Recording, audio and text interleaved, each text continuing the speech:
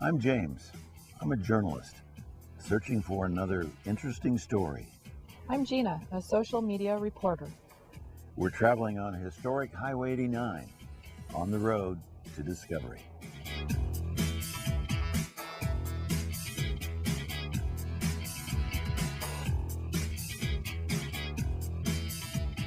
Okay, Gina, give it to me, the main course for this trip. We have the Manti Temple and something about a mouse. Yeah, the mouse story is going to be amazing. And fittingly, we'll end this journey in the cemetery. Ooh, that sounds spooky. That's a road trip.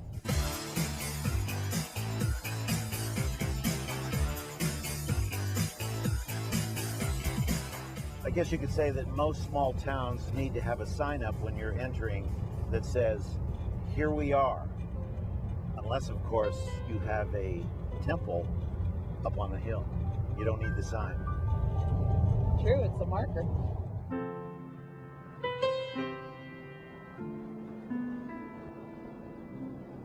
There it is, a majestic scene from any direction, built with oolite stone, which gives it that freshly scrubbed look. The temple opened in 1888, but it took 11 arduous years to build.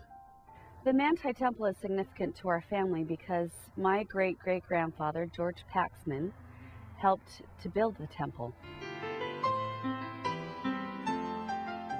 Celia Benson is sharing a family chapter of what it took to build atop Temple Hill. In 1885, he brought his young wife, Martha, who was then 19 years old and he was 21. They had recently been married in the Logan Temple. They came to Manti so that he could work on the construction of the temple.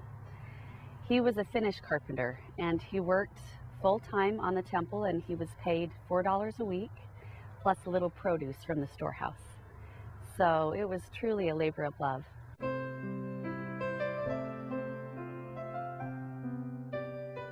He and Martha had a daughter and they were expecting their second child when tragedy struck.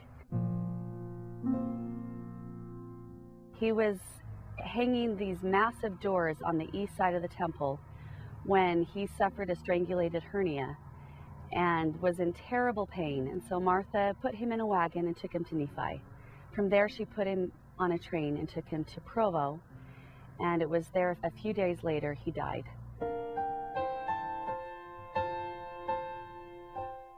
Eight months later, Martha gave birth to a second daughter and named her Georgetta after her husband George.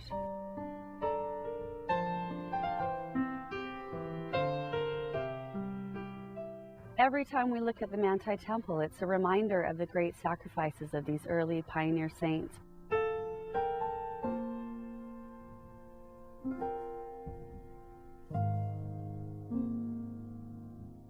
We found more of the backstory about Temple Hill out here in a replica dugout. These folks were like on the edge of the earth, a long ways away. 224 men, women, and children, the early settlers of Manti. They faced a deep snow and a harsh first winter, and then came a springtime surprise. You dig into the side of a hill, and particularly the south side, and then as it starts to warm in the spring, all the snakes that have been hibernating, all of a sudden they come alive. And the pioneers found that these dugouts were full of snakes. And to top it all off, they were rattlesnakes. The pioneers were able to survive that. No one perished because of a snake bite. They said they actually killed hundreds of snakes. And they said when they woke up, they were just climbing over everything. So you can imagine how distressing that would be to have all these snakes around. This hill saved these people physically, and from a church perspective, what's on this hill saves people spiritually in these times. Visitors can see the dugout and read about the Mormon pioneers, their self-sufficiency, and their story of survival. Oh yes, the snakes are long gone, though we did spot a cute little lizard wandering around the dugout, minding his own business. You can meet a lot of interesting people when you visit the Manti Temple grounds. That's where we found Ivan Mardell Jensen, holding a stoic pose. For him, the artistry and workmanship found inside the temple is in the family scrapbook. Peter Ahlstrom was called to work on in the quarry for a bit. They needed a carpenter, and they also needed a blacksmith to kind of keep the tools sharp.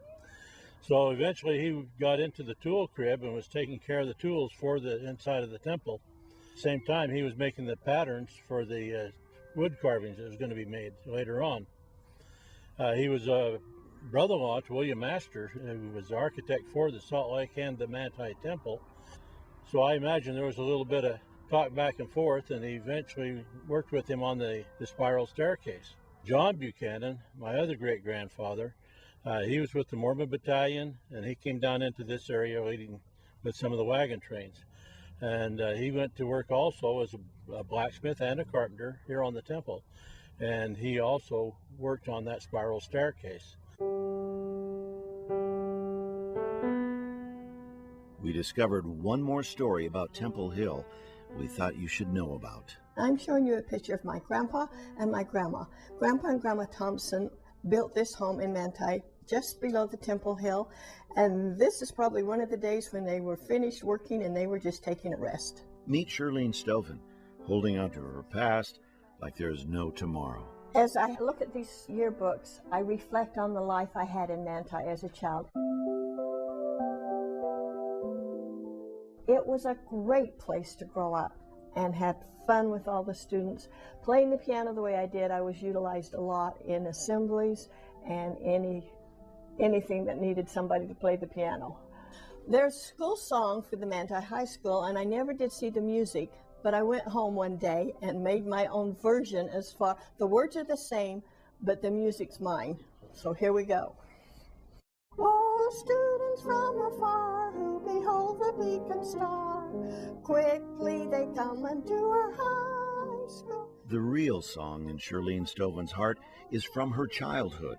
It was there that she found her playground and staked out a lifelong claim.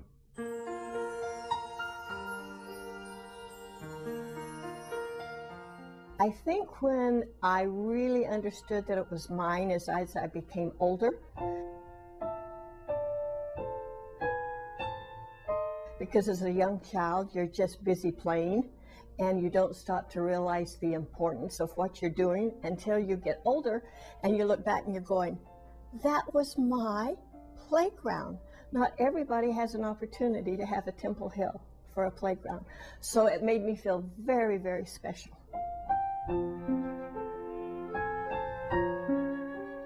It's hard to put it into words because it means so much to me. Not everyone has had that opportunity to have a beautiful Temple Hill as their playground. Stovin's story about her Temple Hill playground will not disappear. She's writing the adventure into a children's book. I felt if I didn't write this, it would be lost history, and no one would ever learn or know the experiences that were shared by me and my siblings.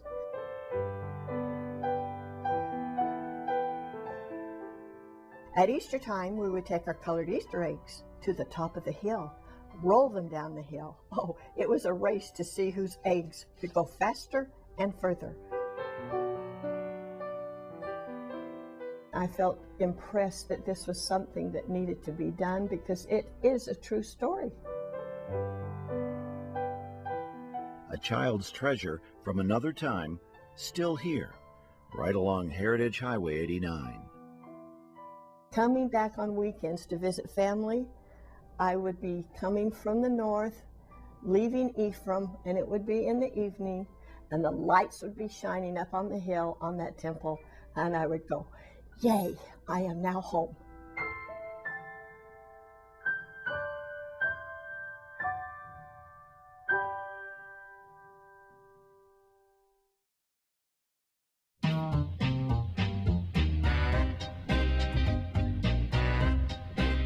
Okay, Gina, what we're coming up on now is a story about an ugly, unruly, smelly, junkyard mouse known through the ages as none other than the Rat Fink.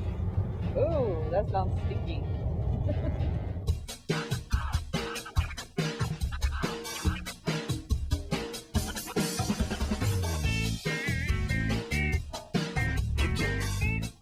beatnik generation, hot rods, pinstriping, t-shirts with messages, and the true story of Ed Big Daddy Roth. It's all here. In the 1950s and 60s, Roth was an artist, custom car builder, cartoonist, and innovator. And for the youth of the day, he became a counterculture icon, a self-described garage rat.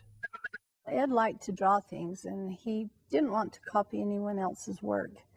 So he drew the Rat Fink and figured he was ugly and smelly and no one else would want to mess with him. So that was Ed's Rat Fink, and he started drawing him in 1962. The Rat Fink and his shifty pals lived a life full of adventure in the junkyard. Their capers were chronicled in comic books, on trading cards, on t-shirts, and in hot rod model car kits. Roth's work with fiberglass bodywork and other automotive innovations made him a visionary for an entire generation. He moved from California to Manti in 1987, and that's where he met and married Eileen. I didn't know anything about what Ed did for a living. I only knew him from our meeting in church and listening to his testimony. It's like, what a guy. We would go to all the different cities. There were people that felt like he meant more to them than anything in the world. And it was neat to see that tight relationship. So when they call Ed the Big Daddy, he truly was a lot of people's Big Daddy. They really enjoyed what he would do for them.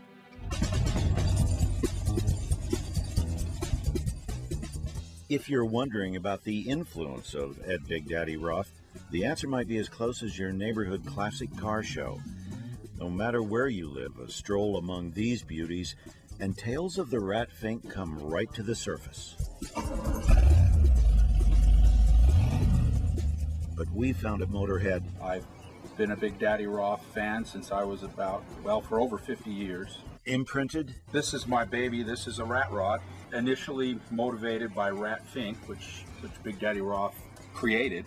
And changed forever by Big Daddy and his Rat Fink. But it was him, and it was kind of like meeting God or a president of the United States. I timidly walked up and introduced myself, and his big hand grabbed mine, and he was very pleasant. It was exciting for me. I could hardly breathe. Welcome to Junk Jurassic Park. This is just a homemade gate out of all kinds of old pieces of things. He didn't care what other people thought about him. It didn't seem anyway. What he drew, what he built, or what he wanted to do, and he wanted to make an expression. It was as much or more art than it was automobile.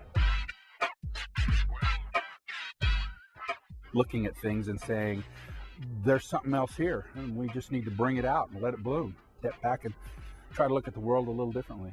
Color outside of the box.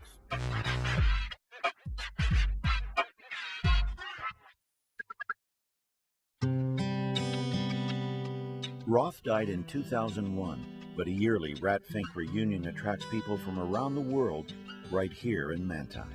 He chose Manti because of the temple, and he was a very religious man. It's pretty interesting, all the artwork he had to change once he became a member of the church. And he said, I do it in a heartbeat.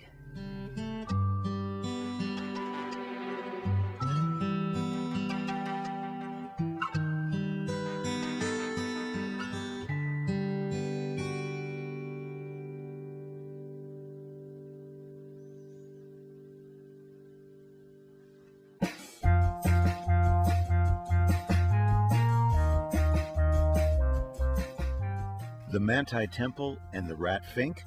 Now there's a stop you just might want to circle for your next road trip.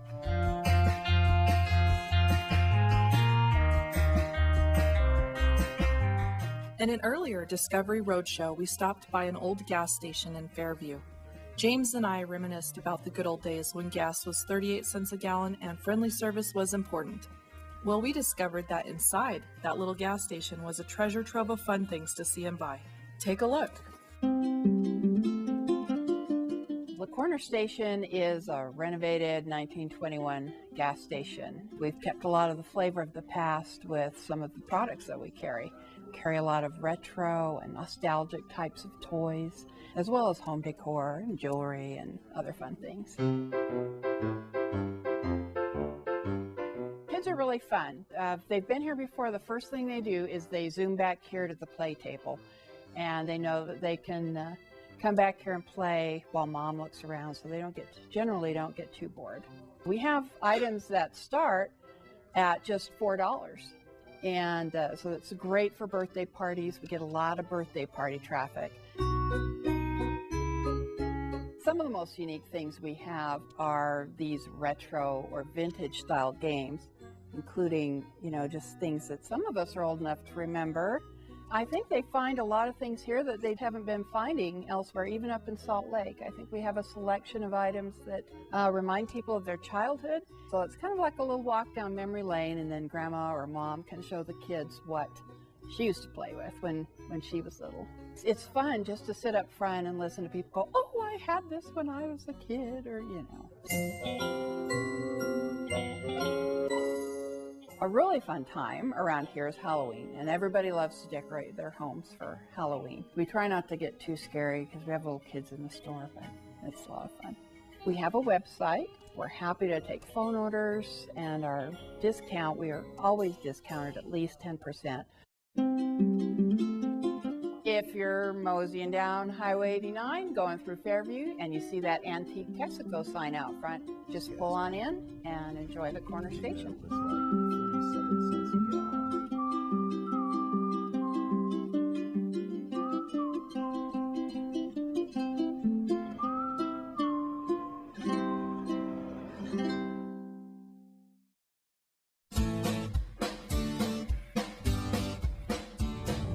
I have an app, and it manages my Facebook page, and I just go right on Facebook, upload my picture, type in my caption.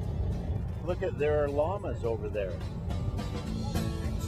Much as I know about them is that they're an import to the American West. Well, alpacas are also guard animals and herd protectors to protect sheep, alpacas, goats, or other livestock from coyotes, dogs, or other predators. They are hardy, intelligent, and gregarious animals that have evolved with strong herd social instincts. That's amazing. They do.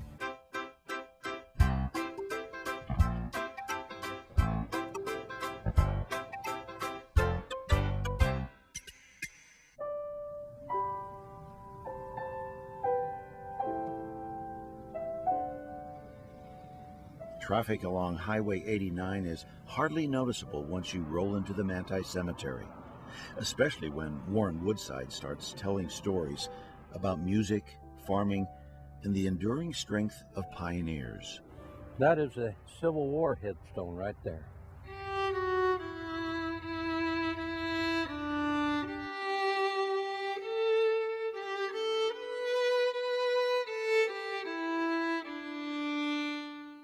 This is Father Morley's grave. He was born in 1786. He fought in the War 1812. Brigham Young sent him and a group of saints, I think there was 224, 225 like that, to Manti, and he was the boss, the chief, and he converted Chief Walker to Christianity, and he died in Fairview. The Indians really trusted him. They really did.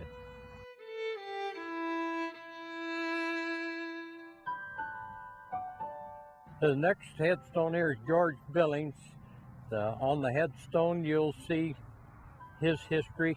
He was a close friend of Isaac Morley. He knew the prophet Joseph. He was a member of the church in Kirtland. Also on the grave marker, another very important story about George Billings. He is one of the first people to plow in Utah. His father Titus, a stonemason, carpenter, and musician, and his mother Diantha, well, she designed the original temple garments.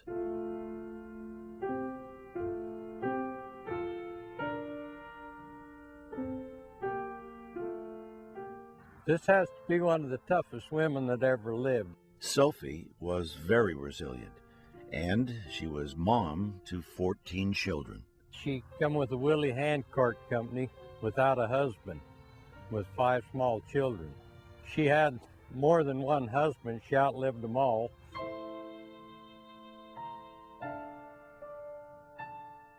We thank thee, O God, for a prophet to guide us in these latter days. Then there's William Fowler, who left quite a legacy. This is William Fowler's grave. He wrote, "We thank thee, O God, for a prophet." And as you can see, he was born in Australia. We thank thee for every blessing. They made it rough for him in England, so he come to Utah in about 1860. He was a school teacher here in Manti. He wrote, "We thank thee, O God, for a prophet," prior to coming to Manti.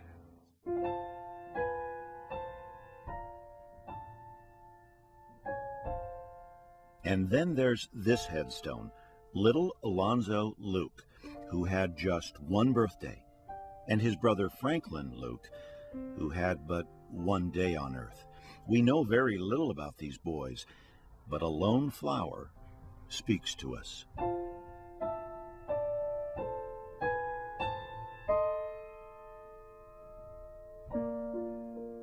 It's a beautiful, peaceful place.